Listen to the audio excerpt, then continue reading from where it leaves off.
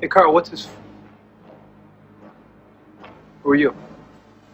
Cincinnati native Kevin Crowley has had brushes with fame on screens large and small, but he's finding his greatest liberation as one of the partners of the Clifton Players. Crowley is directing two of his own plays running concurrently at the Clifton Performance Theater.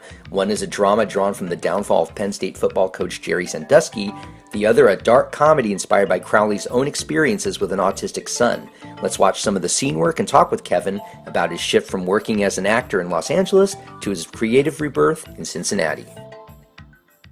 Shouldn't you be out looking for the brick thrower instead of talking to the brick getter?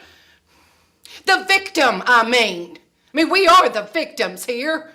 You know, it was frustrating. I didn't know what I was going to do. I was bartending. I was applying at Trader Joe's. It was not something I saw. And then about 2010, about 4 years ago, I was invited to do a show here.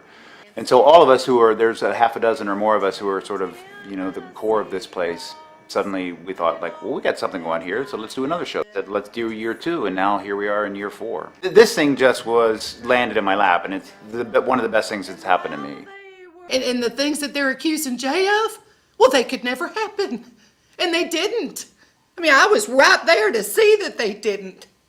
Where were all the press and reporters then, huh? I hadn't written anything in some time when I did Sarge for the Fringe Festival. And it's just an idea that had been percolating for a while. And I wasn't interested in the monster, that's not interesting. It's kind of one note, but to be married to a monster and to proclaim to the world he's not a monster, the world is, you're all wrong, I know what he is. And the more I read about her, she has doubled down on her belief that this absolutely did not happen. And Jay's a football coach, officer. Nobody gets to win except him. Adapt or die. Find food or become food. Evolve and conquer! Mike! What? I asked you to watch him for 2 I just didn't want to coddle. Babies need nurturing, not torture. Well, if we treat him like a baby, he's gonna act like one. I have a son who's, at that time, was diagnosed with autism.